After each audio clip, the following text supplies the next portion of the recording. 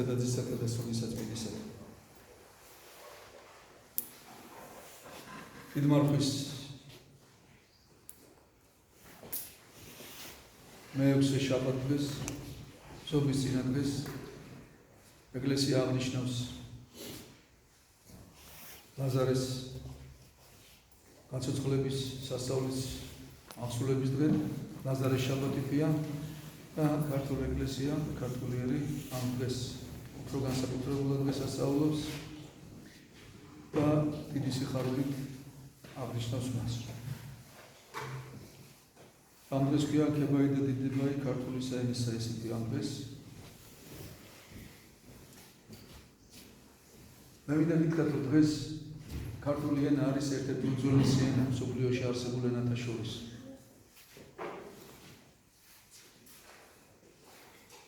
დღეს მსოფლიოში დაახლოებით 5000 ენაზე ლაპარაკობს ხალხი ცოტა მეტზე.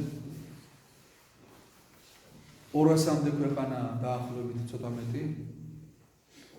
და როგორც ამბობენ 14 ანბანია, მაგრამ ჩვენ მოვუწოთ 14 კი არა 16 ანბანია. იმიტომ რომ ეს არ არის სწორი, ჩვენ ვიზახით 14-ს და შევაჩვიოთ ყველა რომ 14 ანბანია, 16 ანბანია მსოფლიოში. 3 არის ქართული, გლოვანი, ხუცური და მხედრული. თუ ვინმე იტყვის რომ ეს 3 ერთია, მაშინ გლოვანად დავწერ და წაიკითხო. ან ხუცურად დავწერ და მხედრულად კითხულიც ზიან წაიკითხო. აქ მე მინდა გითხრათ, რომ იეროგლიფური დამწერლობა არის 4. იაპონური, ჩინური, კორეულია. კიდე ერთი რაღაცა. და ქართული არის 3. ეს მეტყველებს ამ ერის პოტენციალზე, სულიერ და გონებრივ პოტენციალზე, ვინც ეს შექმნა ყველაფერი.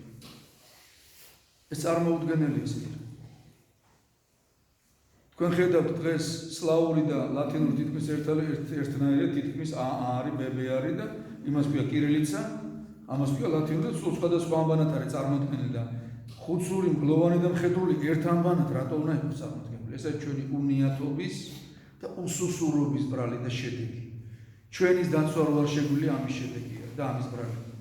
ჩვენ მართალს რო ვერ ვიცავ და წვები თავის ტყუილს რო მართლად ასახებენ და იმას იცავენ. აი იმის ბრალი. როგორც გითხარით, ქართული ენა არის ერთ-ერთი უძველესი ენა. ქართულმა ენამ გაიარა, რას ნიშნავს უძველესი ენა, საიდან ჩანს ეს? ქართული ენა მე-5 საუკუნეში რა ენაზეც ლაპარაკობდა ქართველი ერი, ჩვენ დღეს თავისუფლად გვესმის ეს. ანუ ეს ნიშნავს, რომ მე-5 საუკუნიდან მე-20 საუკუნემდე ენამ რაც ცვლილებები განიცადა, უკვე იმდენად მცირე ცვლილებები განიცადა, რომ თითქმის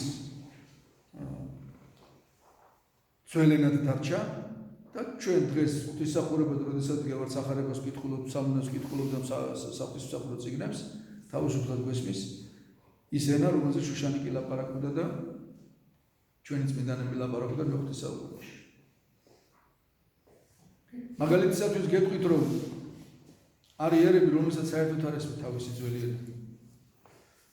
მაგალითად, ძველი ბერძნები დღეს ხო იძახიან, რომ ჩვენა ვარ და რაცა ვარ, ჩვენ და ჩვენი ნაბადი. და იძახიან, რომ სახარება დაიწერა ძველ ბერძნულ ენაზე. კი ბატონო, დაიწერა ძველ ბერძნულ ბიზანტიურ ენაზე. მათ ეს სახარების გარდა ახალ ენაზე საუბრობენ, ყველა ამ ენაზე დაიწერა, მაგრამ ეს ენა მკვდარია და აღარ ესმის არავის. დღეს საბერძნეთის ეკლესიაში ამ ენაზე რომ მიდის სახურება, არავის არაფერი არ ესმის. რამდენადაც არ უნდა გაგიკვირდეთ, ათონისტაზე მსახურება რომ მიდის ბერძნებს ეს ენა არ ესმის, თუ არ ისწავლეს სპეციალურად. და ჩვენ ჩვეულებრივ გვესმის. დაკარგულია ქრისტეს ენა, რომელზეც ქრისტე ლაპარაკობდა. ქრისტე ლაპარაკობდა არამეულ ენაზე.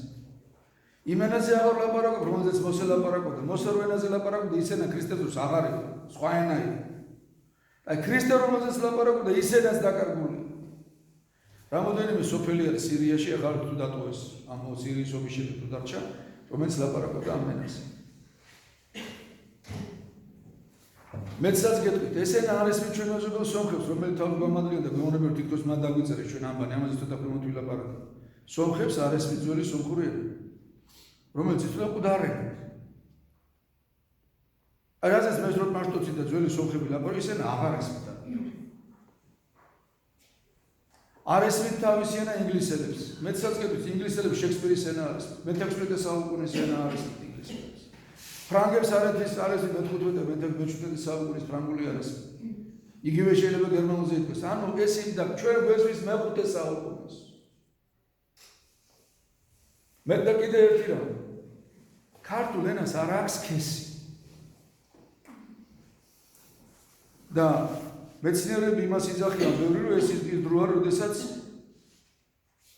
უძველესი ესეთი თქმაც არის ახლა ესეთი აზრიც არსებობს მეცნიერებაში რომ ეს არის ენა რომელზეც ღმერთი ელაპარაკებოდა ადამიანს ყოველ შემთხვევაში ესეთი აზრი არსებობს და თუ კი სომხებს შეუძლია თავისი აზრების ფორსირება და ყველას თავზე მოხდა ჩვენ რო შეგვიძლია გახსნა ეს და ყველა აზრს აქვს თავისი არსებობის უფლება.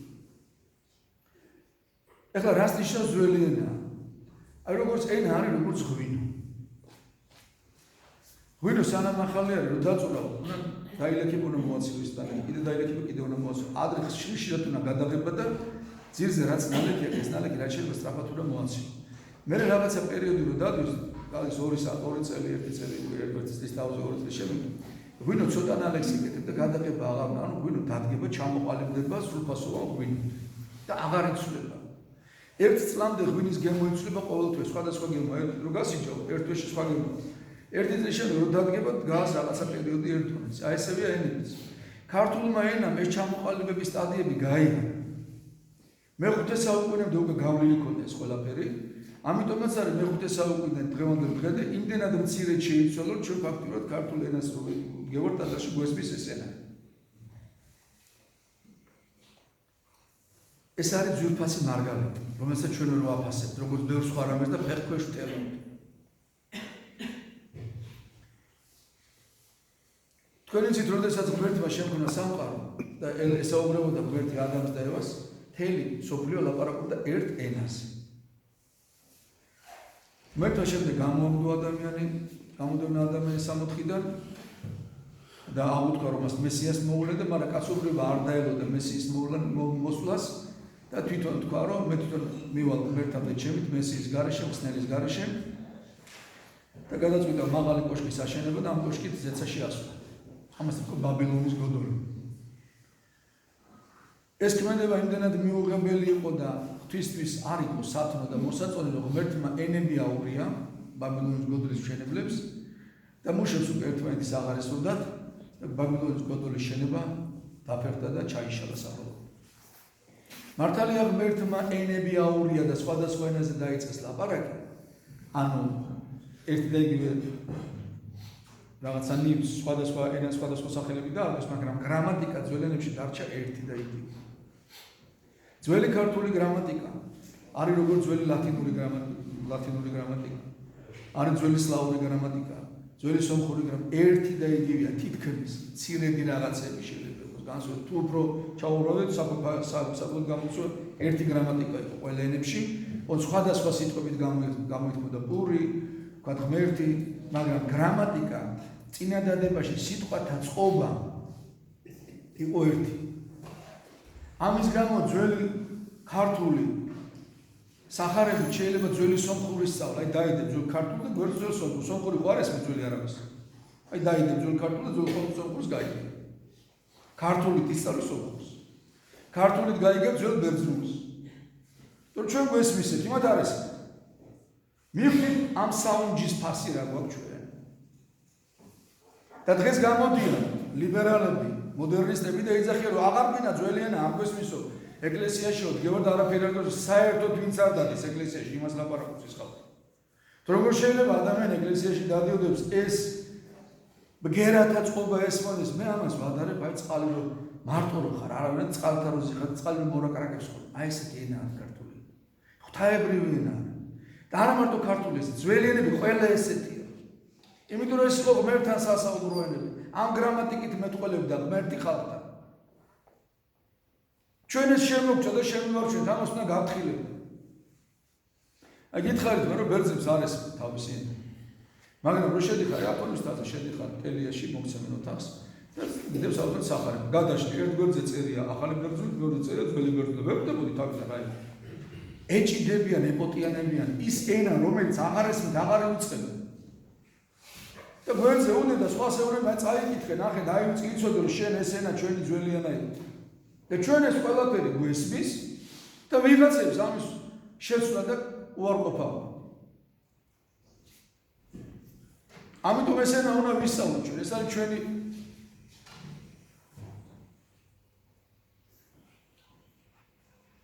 ეხლა მეორე არანაკლები მნიშვნელოვანი ამბანი ენა და დამწერლობა ეს არის თავარი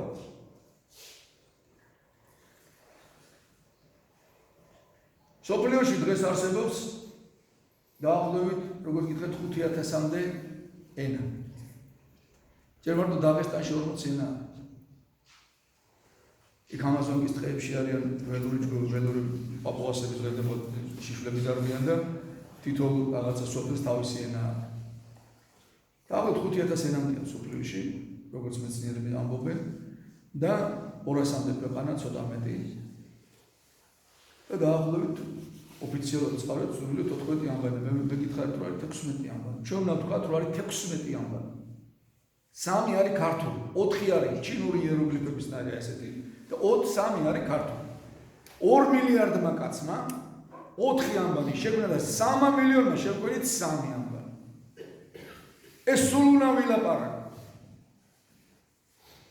პირველი ეს არის გლოვანი, რომელიც მეფე ფარნავაზმა შემოიგო, კი არ მოიგონა, შემოიგო და დაუდგინა. სახელმწიფო ენა, როდესაც ფარნავაზმა გაართიანა ქართული ტომები იყვნენ, ლაზები იყვნენ, სვანები, ჰაეკები, ესე რომ გაერთიანა ყველა.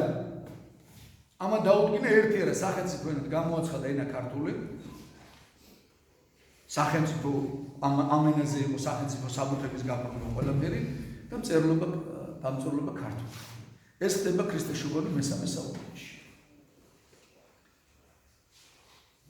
ამის შემდეგ, როდესაც ქრისტიანობა შემოვიდა საქართველოში, ასევე მესამე საუკუნეში ხდება ხუცური დამწერლობა და პირდაპირ სიტყვიდან ჩანს ხუცეს ნიშნავს მღვდლების დამწერლობა და დაახლოებით მე-9 საუკუნიდან ზოგი მერვე სიძახის ხდება მხედრული დამწერლობა.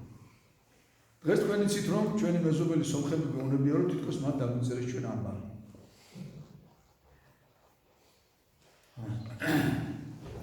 ხანამდელი ისტორია როგორია. სომხების ამბანი დაწერა ესეთი მესტროპ მაშტოცი იყო, სასულიერო პირი იყო. და მან დაიწყო სომხური ამბანის წერა. საკმაოდ დიდი ხანი მოუნდა, ამ დღეს სომხურში არის 39,100.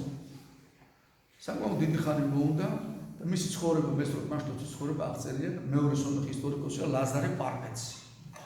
რომელსაც დაწვრილებითა მესტროპ მაშტოცის ისტორია აწერია, სად იყო, როგორ გაიზარდა, რა ენები იცოდა, წერი რო იცოდა, სპარსული იცოდა, ბერძნული, ქართული რო იცოდა, არწერა საქართველოში რო არსად არწერა.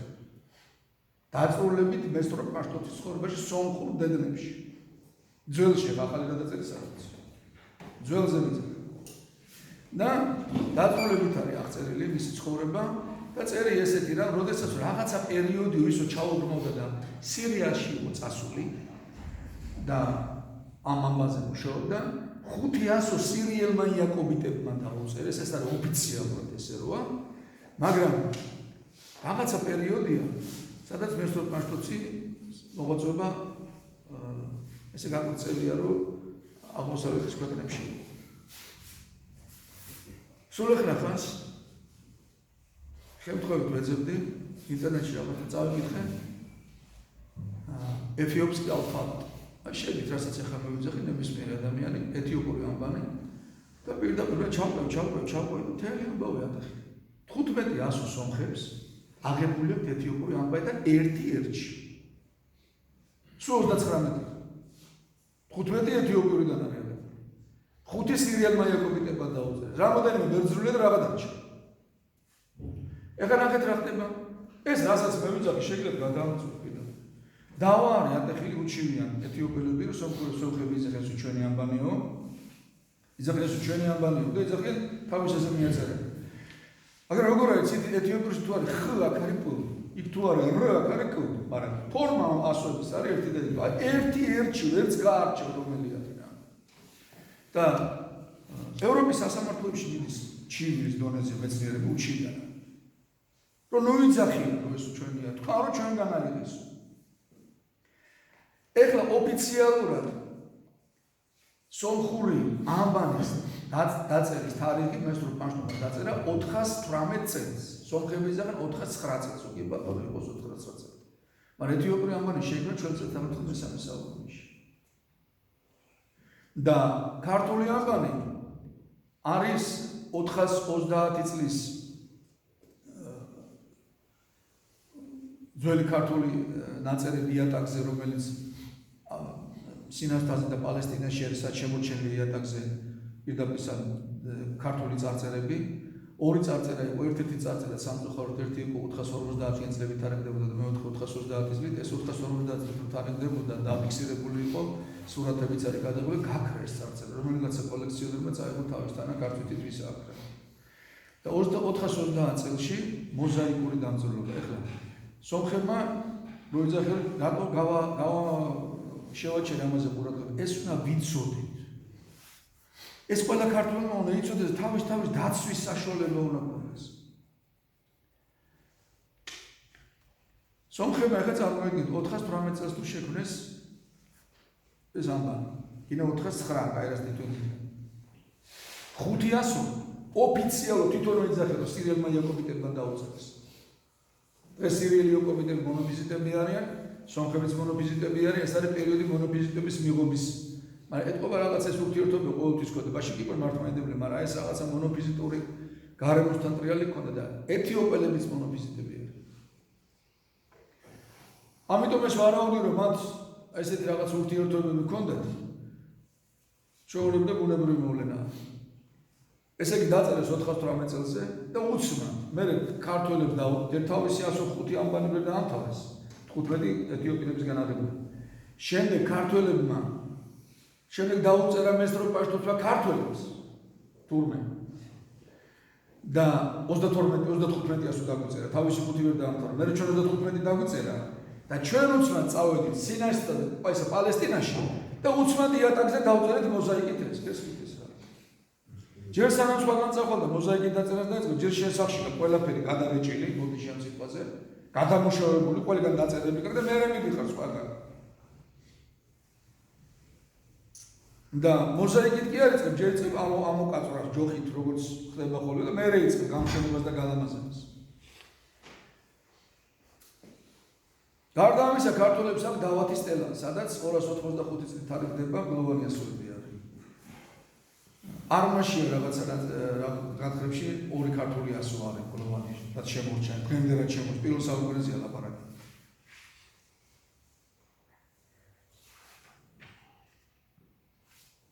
ამიტომ უნდა ვიცოდეთ.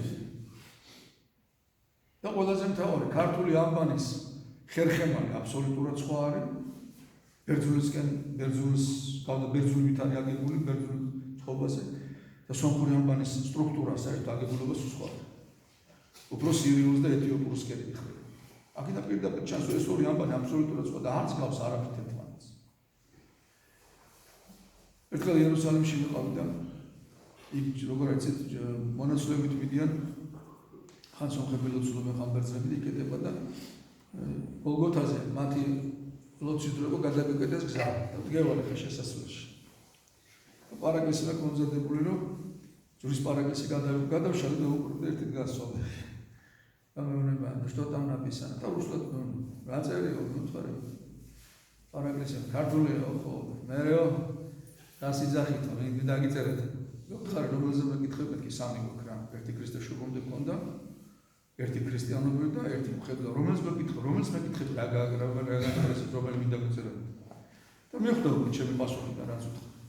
მე ვუთხარი 500 მაშინ არ ვიცოდი ეს ეთიოპიელების ამბავი თორე იქ ამბავს ავტეხავ არ ვიცოდი მე ვუთხარი 500 სირიელმა იაკობიტებმა დაიწერეს მე არა სირიელებს არ დაუწერეთ რაღაცას პასახელით ყველა მაგას მნიშვნელობა აღარ აქვს თავი დამეტანხა სხვება დაუწერეს მე ვუთხარი თქვენი ენა არ გესმის ძველი საეკლესიო და შეიძლება რომ მე დამეწერე ძველი ქართული ამბავი შენი ენა გესმის თუ უთხრე სოფლი საეკლესიო სოფლი გესმის ახალი ენა ყველა სომხურიც ყველა ახალი ეს ებრაული საერთო ახალი ენა რაც ახლა შეგიძლია. ეს არის ევროპაში მცხოვრები გერმანელების ზენა, ძირითადად სხვა რაღაცებიც არის. გერმანიაში მცხოვრები ებრაელების ზენა. ქართული ენა არის უძველესი ენა, რომელიც ყველაზე ძველი ენა. ერთ-ერთი უძველესი. ღმერთმა ჩვენი ქვეყანა დაიტოვა და ჩვენ კიდე მოგწეს რაღაცა რომ მოგწეს ჩვენი ჩვენი დაცვა არ შეგვიძლია.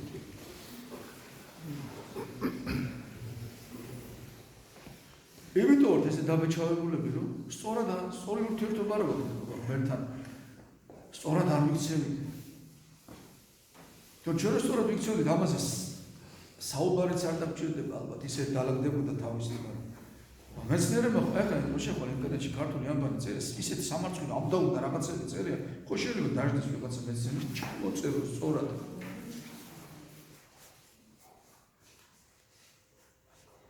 იერუსალიმში არის რაღაცა ტაძარი. რადგან ტაძარი იონათისევის თავის არციკოს მესამე თავის კალები. იქ ადგილს ანიშნავს ასე იქვე წერია სომხური ასოები და ახალი ასოები ეს რა არ მეთქით. ეს ძველი სომხური წარწერა. გქონდა ძველი სომხური როგორ ახალი სახელები წერია და როგორ წერია. ყველაფერს იცავ. და ჩვენსაც ვერ ვიცავ.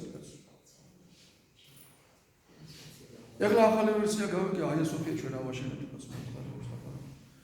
აია სოფიის ტაძარი სტამბოლში ხო? იქ არის ერთი კარი, რომელსაც ქვია სომხების კარი.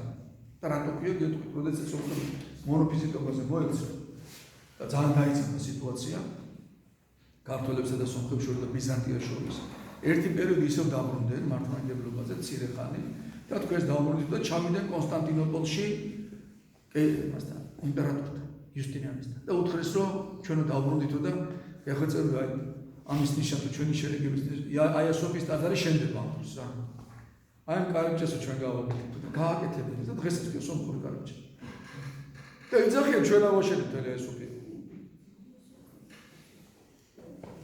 მე რატო ვიცახი რაც უნდა ისილაპარაკო ჩვენ შემოხებია. თვითონ რაც ილაპარაკო ყველასთვის ნათელია.